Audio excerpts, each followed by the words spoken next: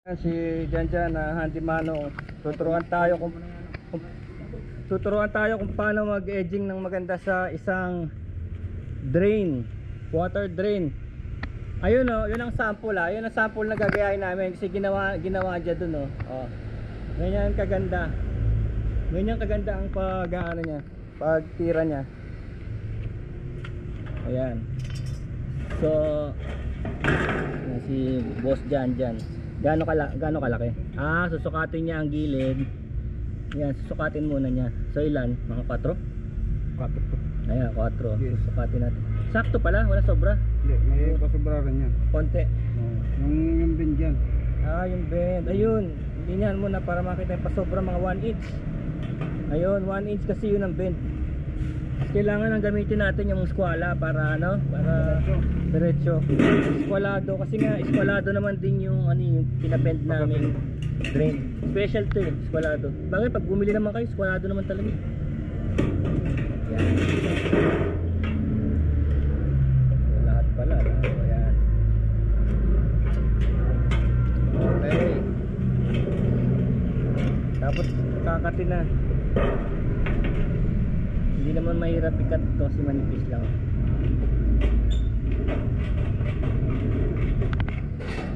So kahit ako ngayon lang ako nakapanood ng malinis na paggawa. Kasi kita mo yung gawa ko, pakita ko sa inyo yung gawa ko ah. Charan! Yak! Ito mo pagka oh. Ayan ang gawa ko.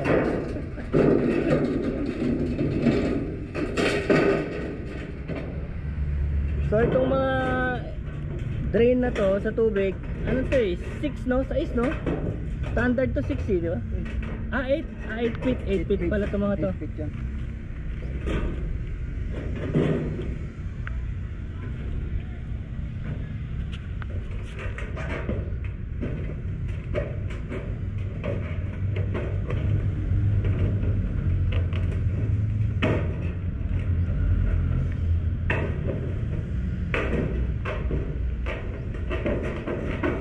Yung ba nito no?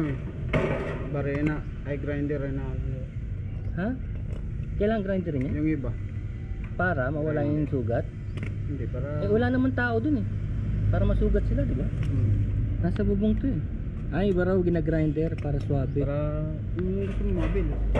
Oo. Pero nasa ano naman kasi ito nandun eh oh. Pagka nandun na siya, wala namang makahawak na yun. Maganda lang tignan. Kasi nakita ko rin sa YouTube, importante din yung maganda siya tignan mula sa baba. Ganun pala yung sinasabi nila. Kaya kung ang trabaho mo, ang bubong mo eh kita sa kabilang building, yung mga ganun, di ba? Makikita na hindi tabingi yung gawa mo kasi makikita mula sa kabilang building. Pero kung wala naman, mula lang sa baba ng lupa, makikita nila na hindi nila makikita yung bubong. Wala silang pakialam kung tabingi ba yung mga takso, ano. Ayan, sa baba pala titirahin.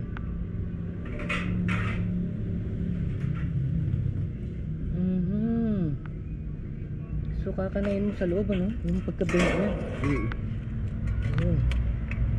May linya rin. Medyo ano pa rin Tsaga-tsaga no? Gusto mo talaga maganda no? Para nasa loob to. Oo, sa loob. Kaya pala malinis. Kasi kung di mo gaganyanin yan, kung bara-bara, sabi mo sa labas na lang no? Pero hindi sa loob.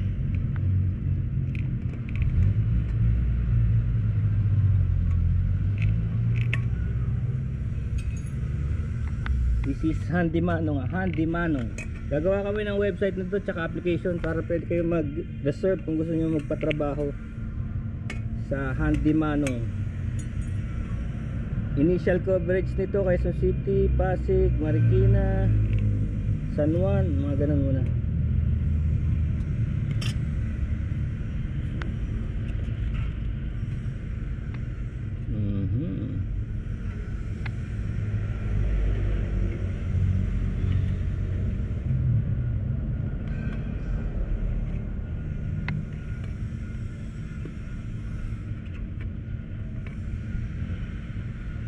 Sunod may pang ano na tayo nito.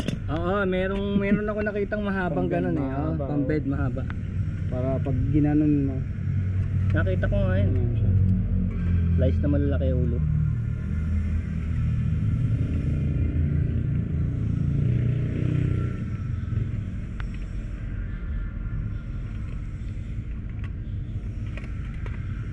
Tutuloy natin tong ano eh, handyman ating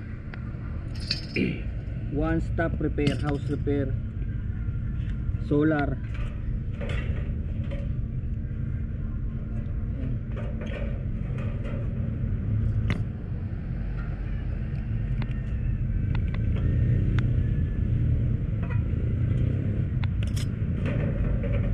Hindi naman matagal eh, no? Usisi lang. Busy lang talaga. Usisi lang talaga na parang nag-art. Ano ka lang talaga.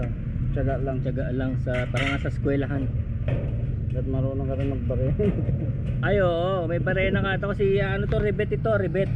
I-rebet ito eh. Hindi, pinapakita lang natin ang gawang handyman ng ano natin. Na hindi Pag napantay ito dito, oo. nai-rebit na. Tsaka naman ito tatabasin. Ganun. Tatabasin para umawat siya. Para pumantay. Basta at least pantay na. Oo. Barinahan natin. Sige, barinahan natin para isang kompletong ano. Isang kompletong itong mga pinapa-bend to. Pinapa-bend to ng may pintura na. Ganun ang ginagawa namin dito. Merong isang company na nagbe-bend according to your size. Kung ayaw mo tong size na to, pwede mong pa-customize. Sasabihin mo, mas mataas dito. O kung gusto mo, ayaw mo ng box, meron kasi silang pag ganun eh. Yung style na pag ganun. Kung gusto mong pa-style yan, kung gusto mong maraming box dyan, pwede. Pero kung basic lang, at least ito, ano tawag dito? Pinturado na eh, no? Yung parang sa refrigerator, no? Ano to eh, hindi naman to ini-spray, di ba? Hindi ini-spray to eh. Parang banded. Factory, no? Chemically banded to eh. Parang ini-spray to ng positive, tapos china-charge sila ng negative tong yero, tapos kumakapit kasi nga opposites attract eh. Gagawin nilang positive charge yung powder coating. Ganun. Kaya matibay siya parang sa mga refrigerator.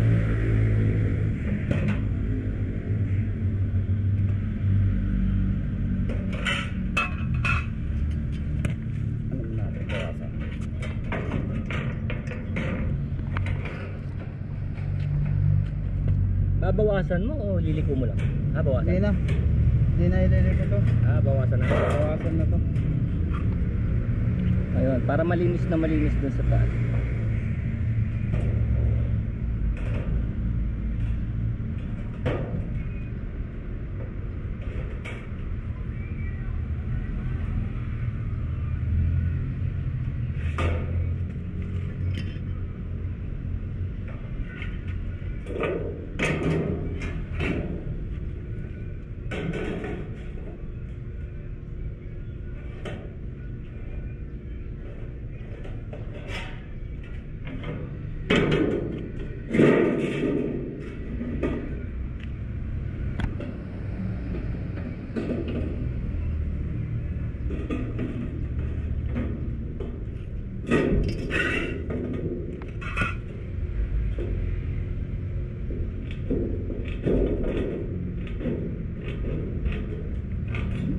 Lahat pala ng klase ng repair sa bahay kaya namin, kahit na yun sa mga CR, ganyan, kisame, additional na kwarto, sa roof, basta tungkol sa bahay. Tapos kasama na rin yung mga gusto nyo magpa-solar, pwede tayo magpa-solar. Pa-quote kayo sa amin, kontakin nyo lang ako. Tapos pag-usapan natin kung paano natin magagawa yung mga kailangan nyo sa bahay. Yung maganda at saka matipid, practical. Kasi tignan nyo Ito medyo mahal itong klase na to kasi nga anodized. O may ano siya, may coating, powder coating. Pero tignan niyo yung ibang mas mura, oh. Tignan niyo, oh. Tignan niyo yung mas mura, ah. Tignan niyo, oh. Oh. See? Di ba? Yan.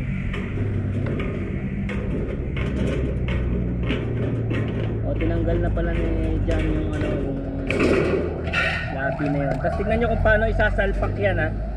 Kung paano. Pero dyan ang paggawa talaga niya sa baba, hindi pwedeng doon o may Dito sa ano. sa bubong pwede rin pero mahirap siguro, no? Kaya diretso salpak. Oo, hindi doon nagagawin. Pwede naman pag may pisto ka doon. Oo, pag may pwesto tsaka pag nandun yung kuryente o ano. Kasi di kuryente yun. Dito na lang sa baba para Oo. Pagka ano, kung may chance sa baba. Kasi iba dyan na ano, no? Diba nakakabit na, no? Biglang liliko, biglang hihinto.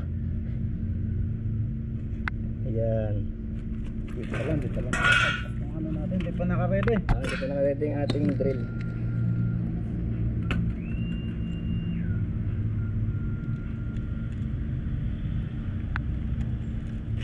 Ayan, yan yung aming drill na may torque. May torque yan. Kaya pagka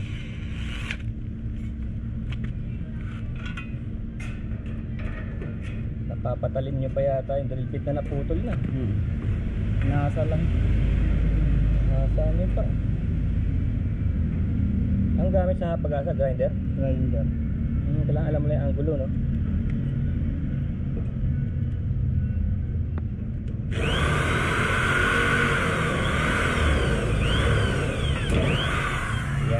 Yan ang ano. Tapos ito yung rivet. Ito yung riveter. Rivet. Tapos pagka ano, ginamitan ng riveter, bubuka yan eh. Tapos may ipit doon. May ipit. Ang ginagawa sa mga barko nung unang panahon. Ayan, no? Ibubuka yung hatakin niya ng parang rod sa gitna. Tapos ano yan, no? May ipit siya doon. Ayan, ayan. So ano yan? Aluminum. Kaya hindi yan ang cost ng kalawang. Aluminum yan. Hindi yan bakal. So hindi kinakalawang yung aluminum yan. Ayan. So yan, itong style dito pampapaganda lang. Pampaganda. Pero pagka-actual, diba? Pwedeng dikitan din yan muna, eh, no? Dinidikitan muna yan ng pandikit sa loob para sigurado. Yung iba. Elastosil o Bulkasil. Mas maganda yung ano, Elastosil. Elastosil ang sinasuggest ni Jan dyan, eh. Kaysa raw sa Bulkasil. Bumibaya kasi yung Bulkasil. Bulkasil daw naninigas. Para totoo naman yun. Nakakita ko parang isang taon lang matigas na uli. Bumibiyak. Oo, kailangan mo na uling patungan. Retouch. Ayun, tama nga pala. Oh, Bulkasil, ha? Tignan nyo, naninigas yung goma nyo. Naninigas. Pagtas na isang taon. Yung Elastosil daw, hindi. Pioneer. Pioneer yun, eh. Pioneer. Hindi, kumapit. Saka maganda pala ang bibilin mong drill may torque, no? May torque yan, di ba? Wala. Ah, wala. Tinatansya nyo lang.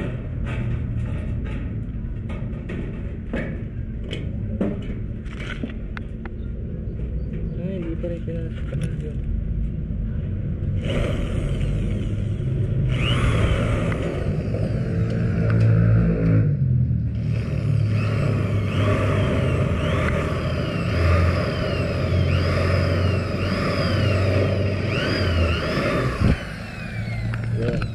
Hindi naman kailangan marami, no? Yung talagang ano lang, eh. Tama lang yung sa mga kanto-kanto lang Na siya bumalang. Oh. Kasi ang nangyari dito kasi bukas naman yung kabila.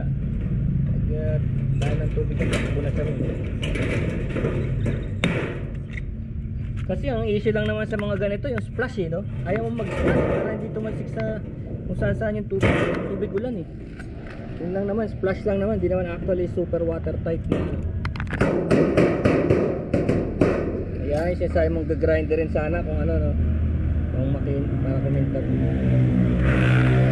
Side na to, side na to. Tingnan natin lang. Ayan, no? Ganda, oh. See?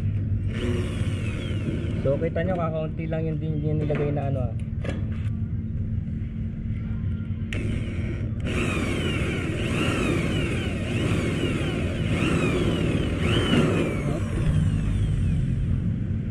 Ano ba na, eh?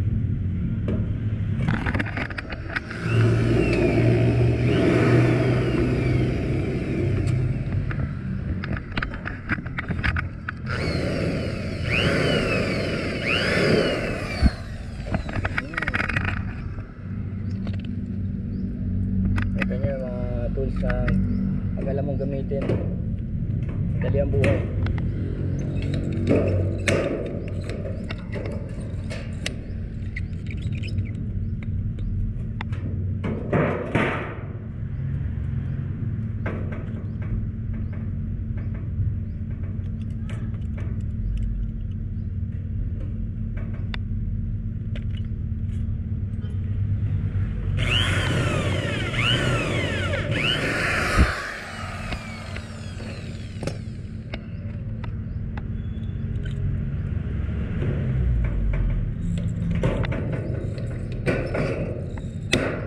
Yun, bago na lang, ganda tignan ano, grabe ano.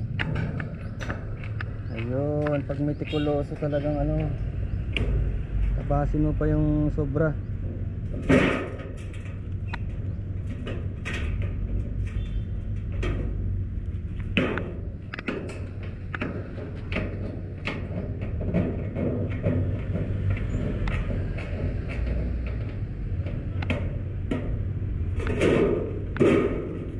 Ano yung martilyo?